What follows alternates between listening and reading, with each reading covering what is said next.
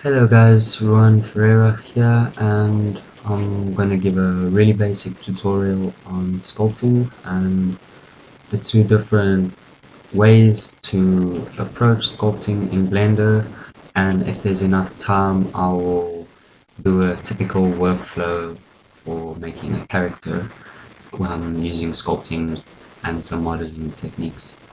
Um, Let me just get my screencast keys up here.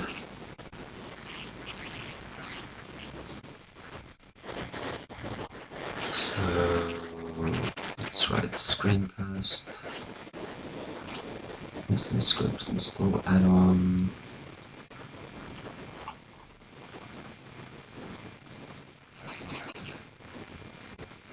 Add-ons, screencast keys, where are you? Here we go.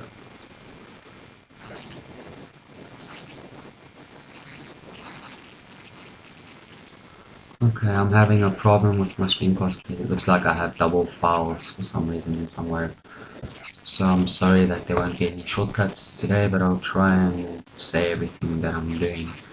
Okay, so the first thing that we um, need to understand about sculpting in Blender is that there's two ways. So to demonstrate both, I'm going to add two UV spheres and just put them next to each other like that. And with the first one, I'll use the first technique called multi-resolution. So for now, I'm not going to go into depth about the sculpting tools.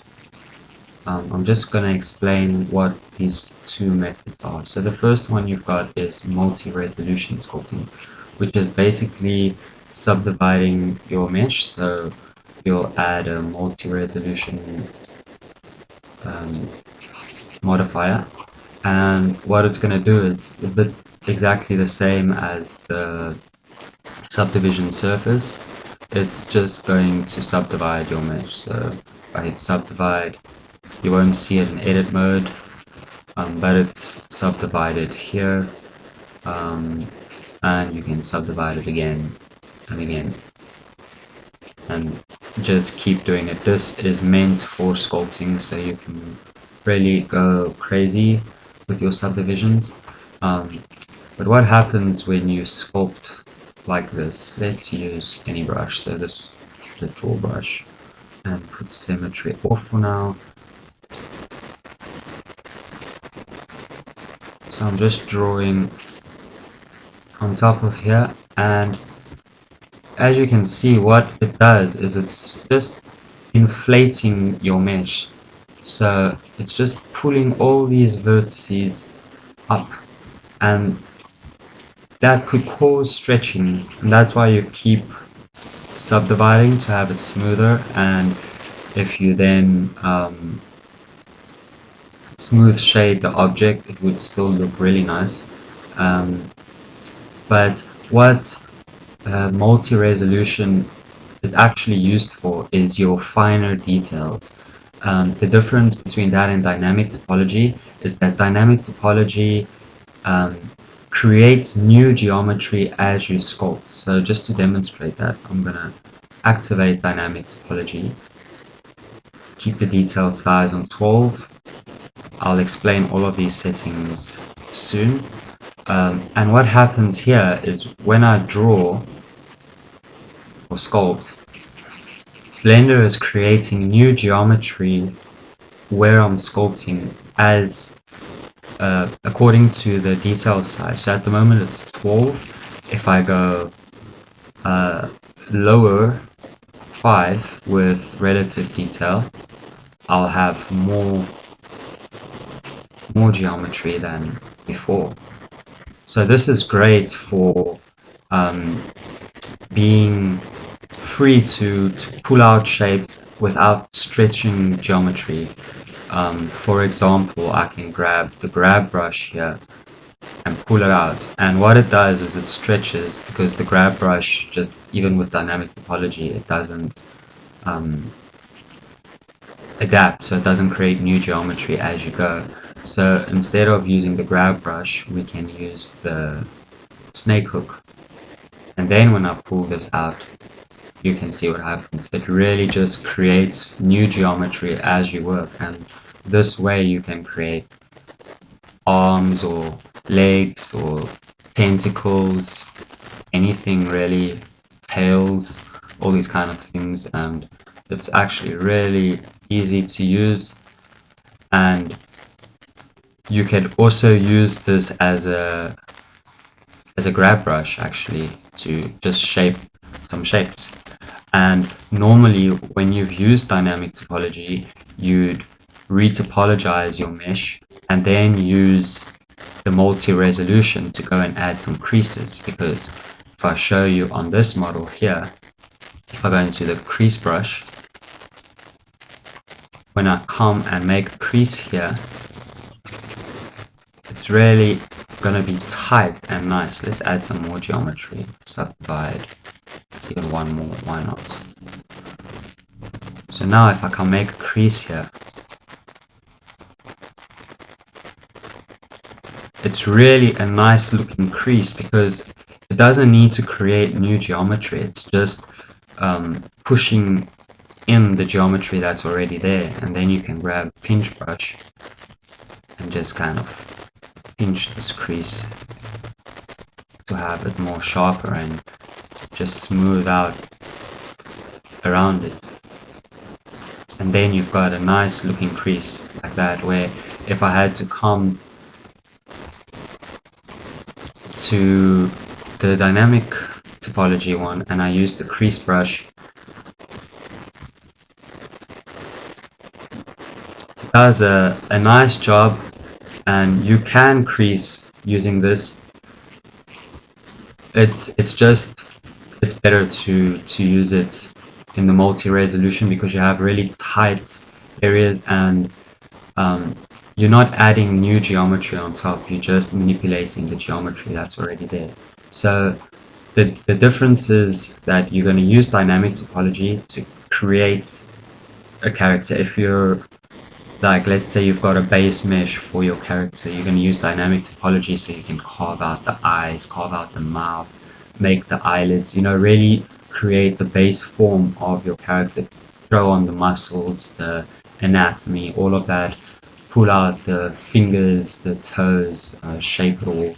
And once the main shapes are looking good, you're going to go into object mode, and you're going to retopologize your mesh so that if you have nice quad topology all over, and then you're going to put the multi-resolution on top of that, retopo, and sculpt your creases, add a little bit more flesh, wrinkles, skin details, all these kind of things you'll then add in the multi-resolution and bake the details from the multi-resolution to get it onto your low poly. Okay, so since there's not much further to talk about on the multi-resolution, I'm going to delete the multi-resolution cube, I mean sphere, sorry.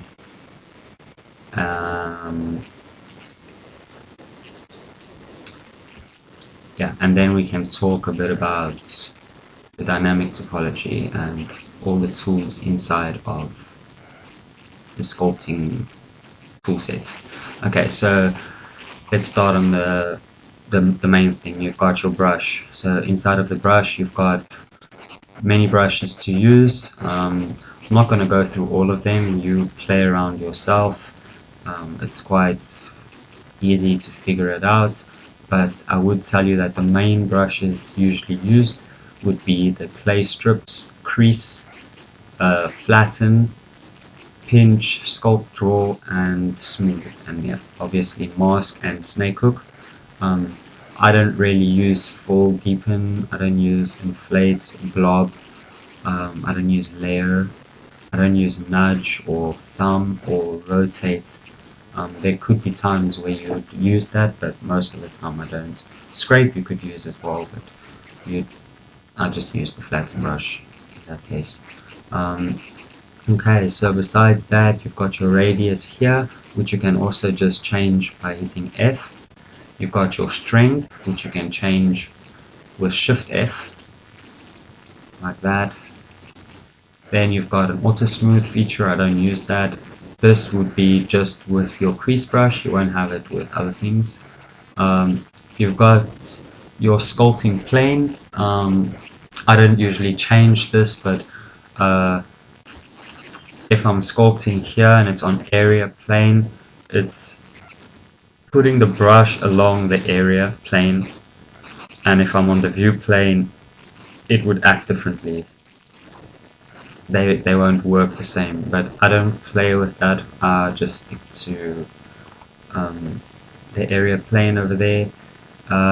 Of course, here you've got add or subtract, so you can add clay or you can subtract clay. The shortcut for this is control, so you can sculpt normally with left click and control to take away, and if you hold shift, you can smooth like that.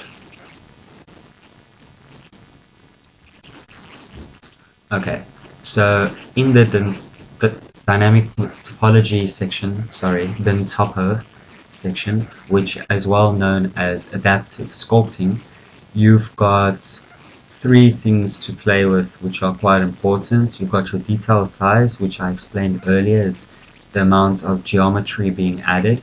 So obviously you start quite high at like 12, let's say they were correct, and you really go and add all your big shapes, really shape this out, add your mass and some indications of where the muscles are going to be, and this kind of stuff. And then you just add some more detail as you go. So when you're happy with how the shapes are looking and you need to add more detail, you drop it down to, let's say, 8. And then when you sculpt, obviously you sculpting with more details, and yeah, you slowly start to add detail to get your character or object looking the way you'd like it to look. Another thing I always put on is front faces only. What this does is when you have narrow pieces like this, if it's off and I sculpt here, you can see it's eating away the back. It's not really nice. Um, and as you can see, I did that by accident earlier.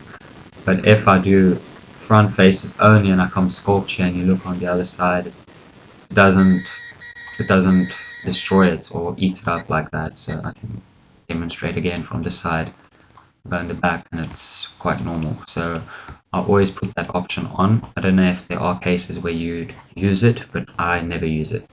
So next we've got subdivide collapse. So this is an interesting part. So uh, let's come back to that and just start with relative detail. So what relative detail is, when it's on, we're using 8 pixels. So if I sculpt from here, it's taking the distance that you are from your object and applying those 8 pixels. So if I'm zoom in closer, I'm gonna have more geometry to work with. As you can see, if I'm like here, this is 8 pixels from edge to edge, from the distance I am now. And as you can see, it's not very dense, but once I come in closer and sculpt here, it's it's getting more. So a lot of people like sculpting like this because then they can start like far from the character, build up the shapes, and when they're ready they just come a bit closer and then add some more, and that's how they keep adding more geometry and stuff.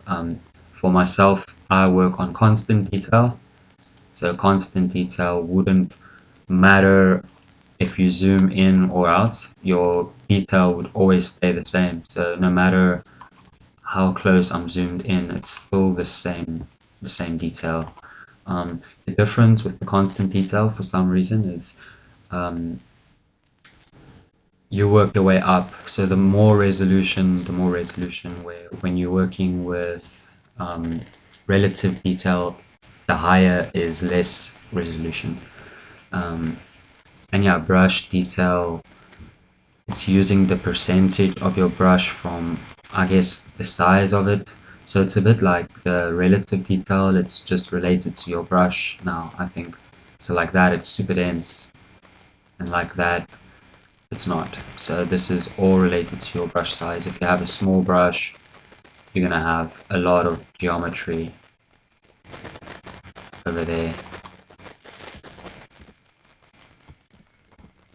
And yeah, obviously when I'm further away, even when my brush was small, it's getting bigger compared to the object.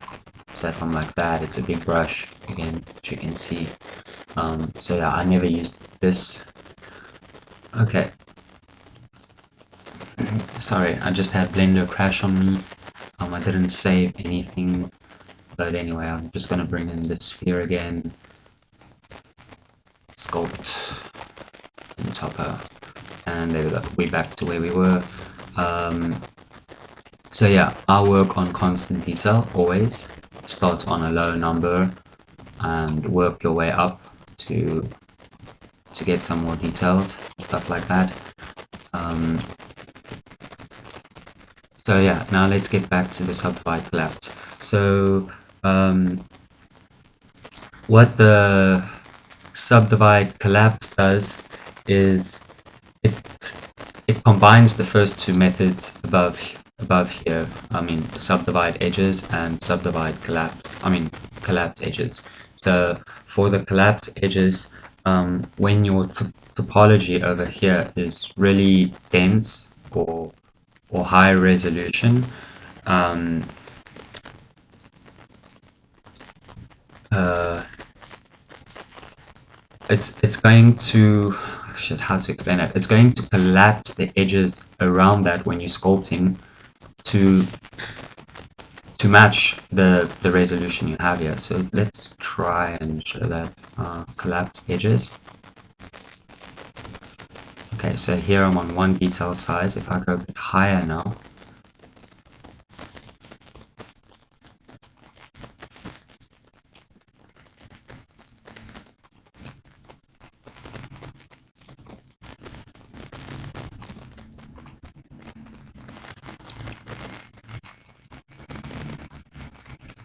that's weird. It doesn't even seem like I'm getting more geometry when I do that because of the edges around it. So I guess this is used for when you have a certain density on your model, you can change to that, and as you brush around that, it's going to try to keep the same. So it's going to subdivide everything around it to match the detail size you have at that moment. And then you have subdivide edges here, and just like the normal subdivision tool, this method subdivides your topology to match the detail given. So yeah, here it's a bit high, so let's go to 10.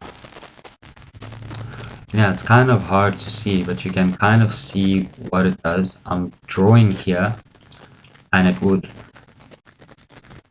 subdivide the edges around it to kind of match that shape. And where the subdivide collapse, which is the one I'm always using, subdivide collapse, it combines the two methods together, subdividing edges that are smaller than the detail size you have and collapsing the topology at the same time. So for me, I really prefer that. And yeah, so with all those settings done, you've got optimize here. Optimize will just try and fix your mesh, so optimize it. And detail flood will take the detail size you have here, let's say 10, and it would flood the whole mesh with that detail.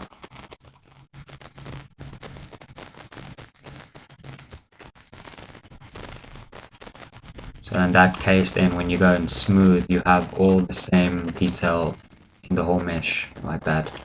Then you can symmetrize. So we on the x-axis here, if I hit symmetrize, it would make it the same, a bit like mirroring it. And yeah, so after that we've got the stroke. So with the stroke here, let's just, okay, we on the brush. Here you just got a bunch of different stroke methods. So you've got an airbrush, line, so the lines and stuff, it's really, as you can see, it's just to make straight lines, as simple as that. It's actually really nice when you start to do maybe some hard surface sculpting. You can make these straight lines like that, and then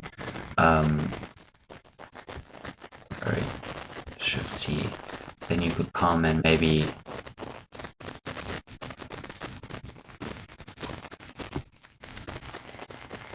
flatten this area, something like that, to get some hard edges.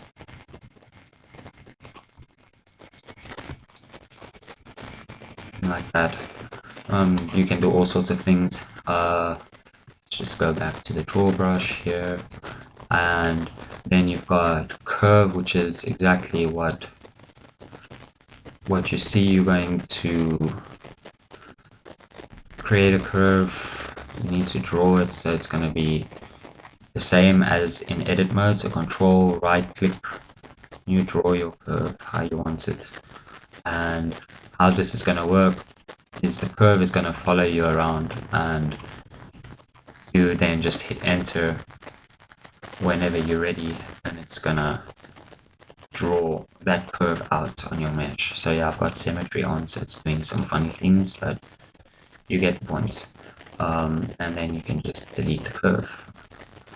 Okay, so then you've got anchored, which is quite cool actually, as you can see. Okay, that was weird. I haven't played with these things like that so much, and I'm using Blender 2.9 experimental build because the vertex painting is fixed, so yeah, that might be why I'm getting some errors and stuff. But anyway, it's good to get back to the stroke. So the anchored really just allows you to choose a point and then drag out on it like that, which is quite cool. Then you've got airbrush. I could show you this, but all it does is if you stay on the same spot and keep your button in, it's just gonna keep building on that, and yeah, it just works a bit differently. And you've got space. I guess I should just add the resolution up something to 12. So I don't really see what's the difference between space and the normal brush. It might just have some more spacing. Yeah, so it's actually the same as the normal brush. You just have 10% of spacing, which means what the fuck? Sorry about that.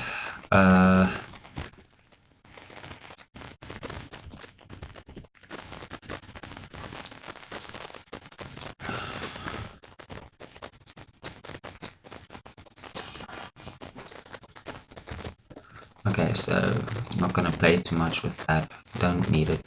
Dots, drag dots, does everything just what you think. When you have drag dots, you draw out this dot. I mean, you'll be able to have like this shape, and you can, while you hold your click in, you can decide where this should be placed. So yeah, it's nothing amazing, but it could help when you like want to put some bumps or things like that around. Okay, so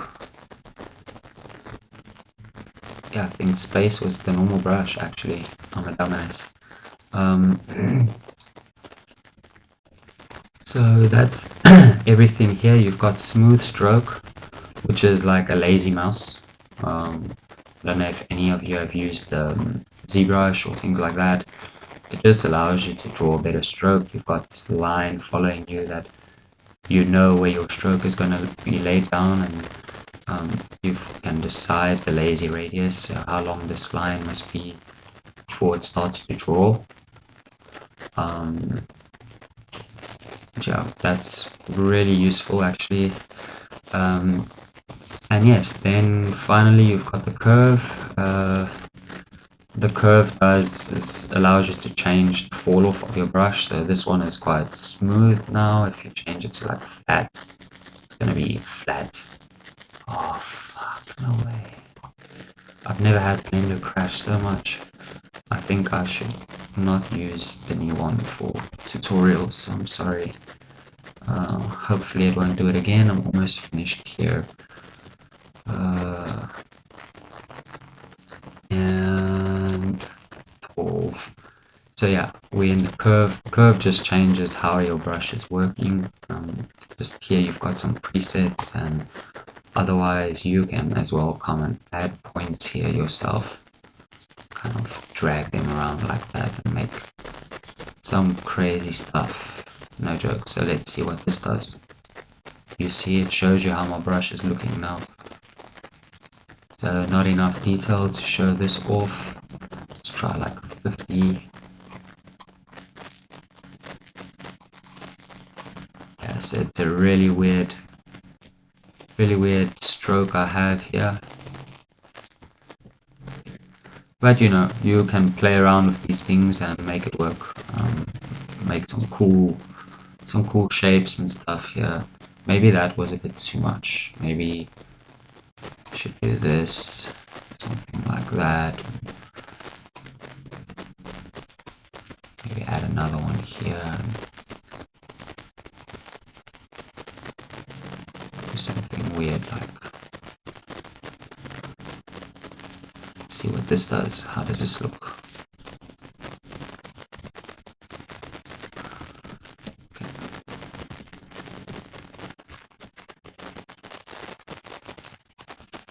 Okay, so you can get things like that by playing with the curve. For myself, I just go back to the normal curve here, and finally you've got texture. So this is really basic. I'm not going to go into too much detail. It's simple. You add the texture like that, then you go into the texture tab on brush, make sure it's on brush. You can bring in a texture, a black and white texture image to use. In other cases you can just use like clouds, and you've got the basic cloud settings here, and yeah, just add some texture then when you're sculpting, things like that, which is really nice when you start doing skin and all kind of stuff like that. It's really cool.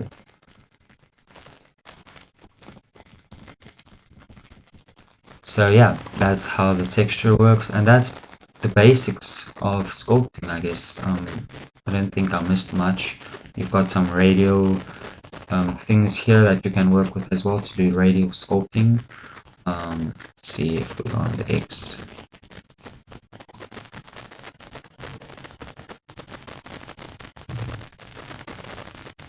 Okay, my detail level was a bit too high. I guess I was on 50, 12. So this just allows me on the X to sculpt in a radial fashion 5 whatever, at 5 spots on the mesh, and yeah, it's really simple to use. As you can see, you can make some crazy things.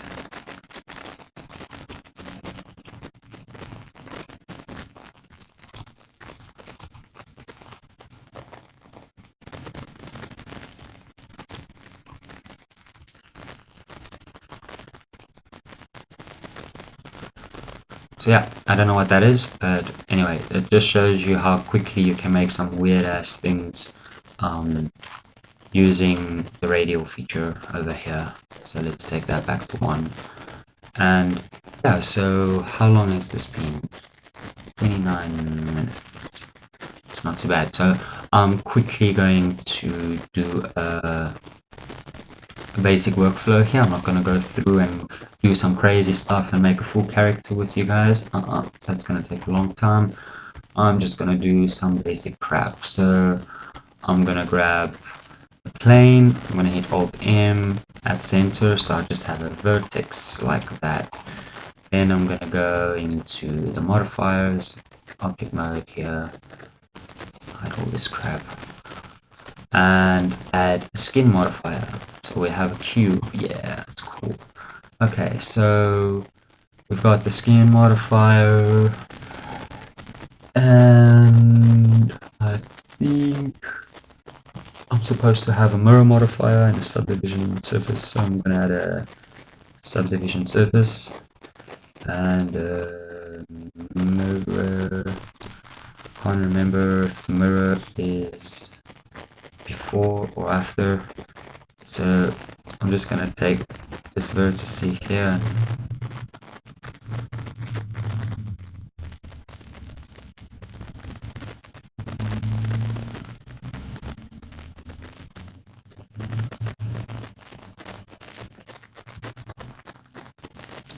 So I just want to see something. So yeah, no, this is how it should be, I think. Okay, cool. So now that we've got this, we've got everything we need. We won't put clipping on at the moment, and yeah, let's start making our character. So let's bring this up. This is going to be like the torso area.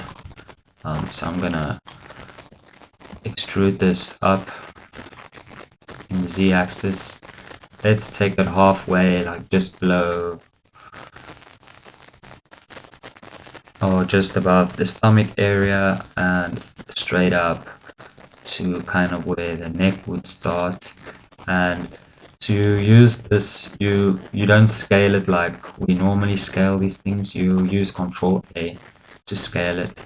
I just want to dissolve this one for now. We won't use it yet.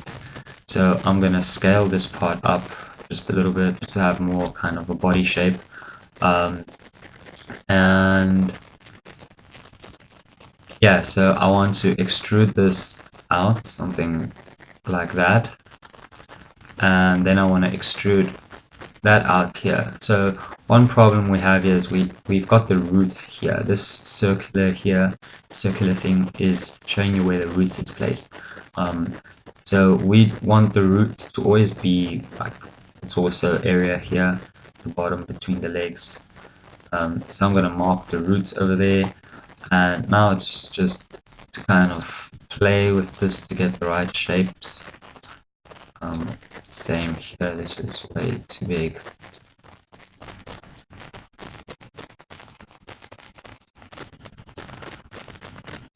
So let's extrude this up, scale it really low, and extrude up again.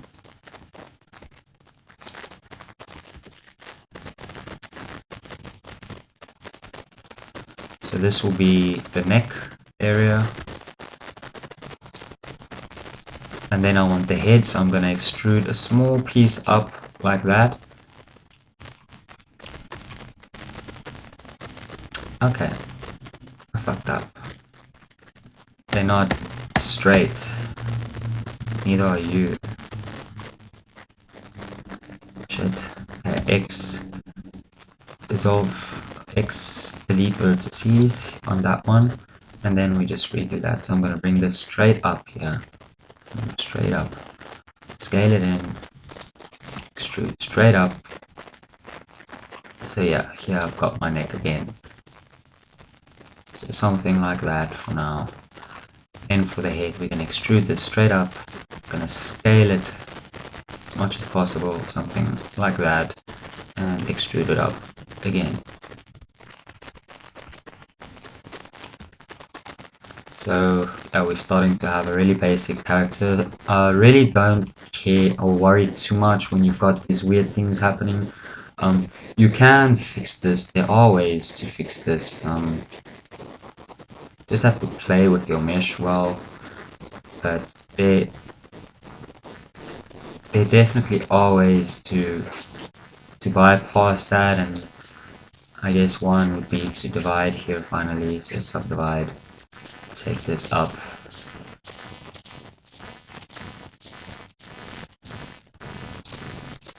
Maybe move this around.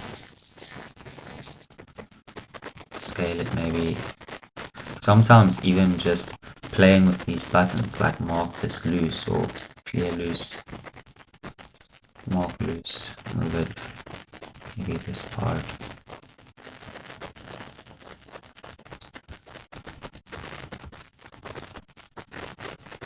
Okay, but anyway, here we've got our basic arms here. I'm just going to put this in the T-pose. It should be smarter to do, so something like that. Got a T-pose.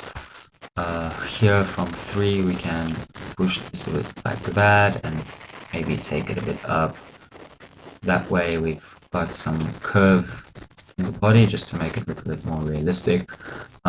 Anyway, so you carry on and do the legs and all of that, do your hands and stuff. I'm going to stop this right here. So let's say we're happy with this base mesh. It's usually smart to duplicate it and move it to a layer far away so that you just have a copy of it in case. And yeah, so now we start from the top and we just apply this. So I'm just going to make sure we don't have double verts here, so now everything's good. Geometry is all quads, just like you usually want, although we're going to destroy that now going into dynamic topology. So now we can go into sculpt mode, symmetry on, why not, then topo, constant detail. Let's start on something like 8, and yeah, this is how we're going to start. So I'm going to grab brush and you just start shaping things. So let's just start shaping this guy.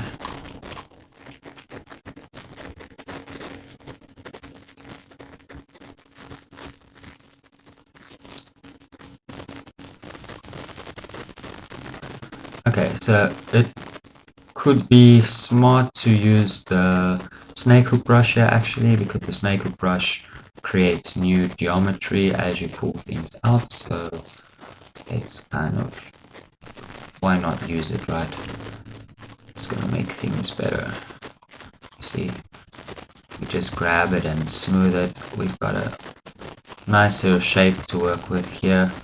So yeah, I just destroyed all of that base mesh shaping, and now we just come back and kind of shape this better. Trying to rush.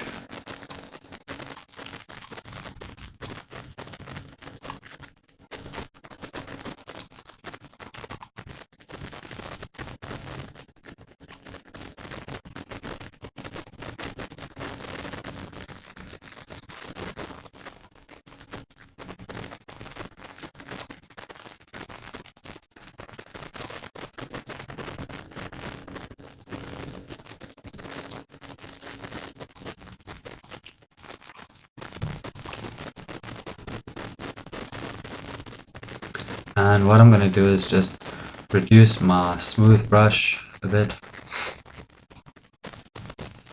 that it doesn't destroy everything when I start to smooth it. And yeah, you literally just play around with the shapes until you're happy.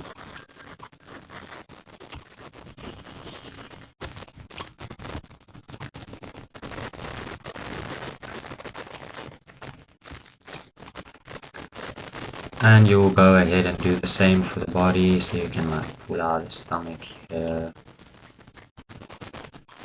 exaggerate this curve back a bit more, bring the shoulder back out here a bit more.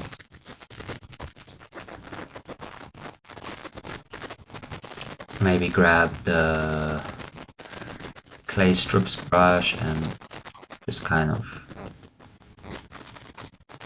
define some shapes here.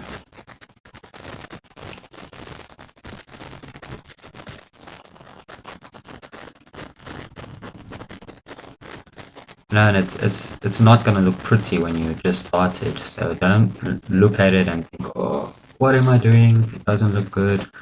Maybe I should stop.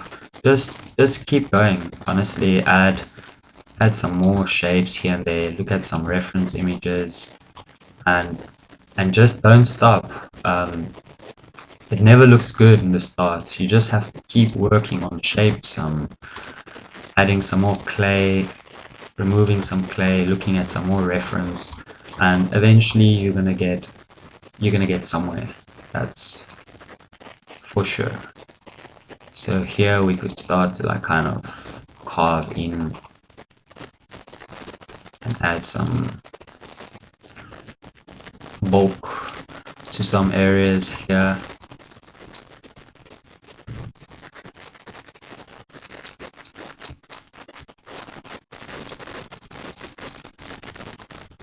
Just to get some more shapes and push in some other areas, bring the jaw out.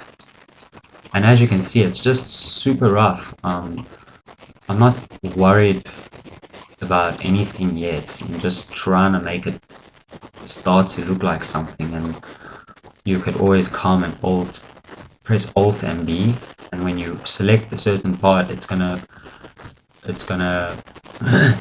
take the part you selected and remove everything else. So if I just grab this head here, now I don't have the body in my way, and I can grab the grab brush or the snake hook brush and just come and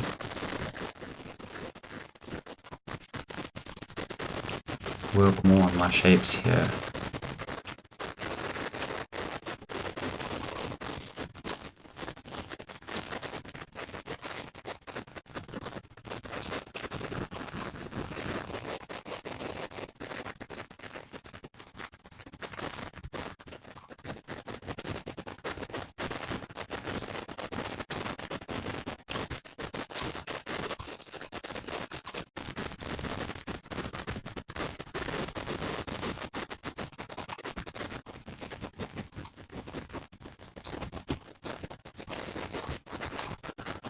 And yeah, you just keep working, bump up the detail, say 12 now, and clay strips brush, and now you'll have some more details to be able to carve out a bit better, add some bulk a bit better.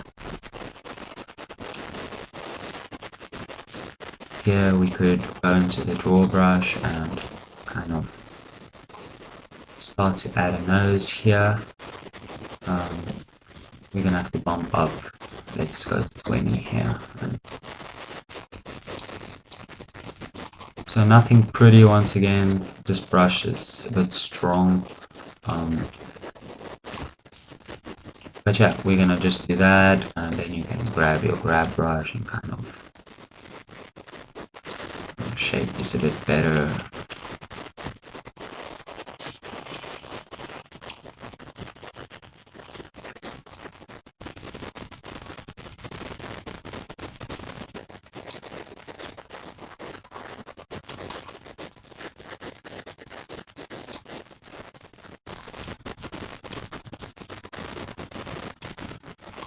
And there we've got a basic nose blocking. We've got our face starting to take some shape over here.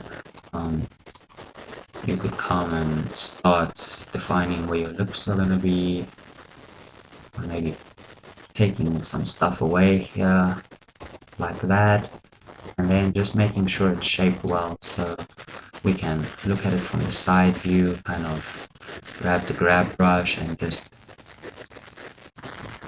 pull this back, bring the chin a bit back like that, bring that up, something, just to kind of get the shapes right, you know. We can always kind of smooth that out again, so we've got our basic shape of how the mouth's going to be, and then you bump up your detail. Obviously you do this progressively, so I'm doing it a bit too much, but you do this progressively. And here you could just start and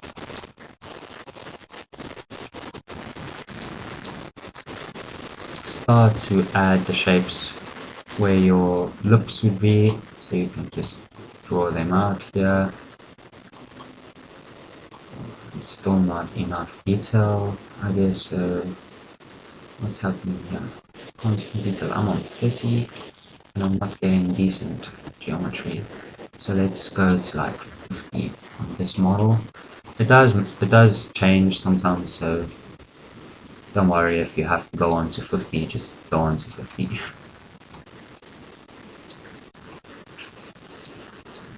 So at the moment as well, I'm using my mouse. Not really advised. It's better to use a drawing tablet if you have one available to you.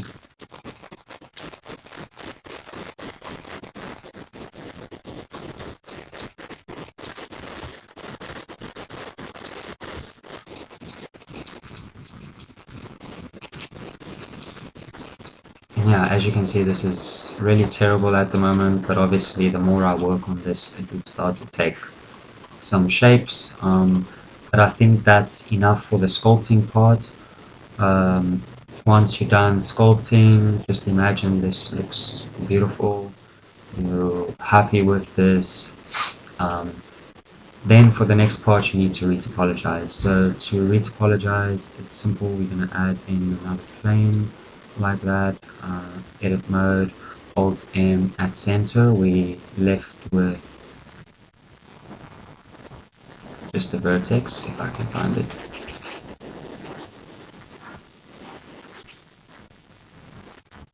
Okay, so I'm gonna redo that. Shift A. Oh wait, that's because the character's head is up there. Control Z. It's Shift A, mesh, add a plane. Where's my plane? Ah, it's because I have shit hidden here. Alt B. Yeah, okay. So, got my plane, Alt M at center. Leaves me with a vertex. Um, So you could do this with just the plane as well and stick it to the face or whatever. I'm just going to use the vertex here. You want to turn snapping on, and you want to snap it to face, or not, is it the volume? No, it's onto face, and you want to make sure snap onto itself. Is it? No, project elements on the surface of other objects. You want that enabled. Um, And what that basically does is, no, yeah, what that basically should do is it should take this vertex now and okay, it's still not snapping.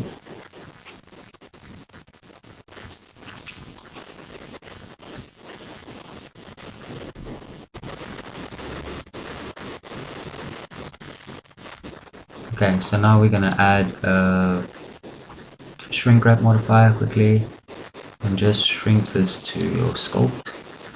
And yeah, so now it should all stick to the surface, and if I extrude this down and then extrude this out this way, you can see it's all sticking to the surface. So you're going to go ahead and redraw your topology the way it's supposed to be. You can make it as nice as you want. You need to follow guides on Google, of course, to make sure it's right. And yeah, you're just gonna keep doing that, edit things, and yeah, basically recreate your character with the right geometry.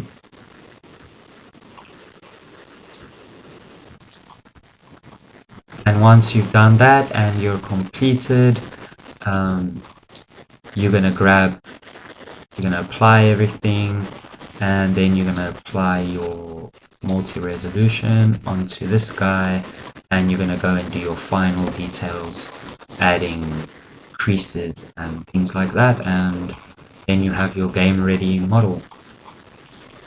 So I hope this was useful, and I would in the future make a full character creation where I'd sculpt it properly and go through using references and do the retopology, the baking, and all of that. Thank you. Bye.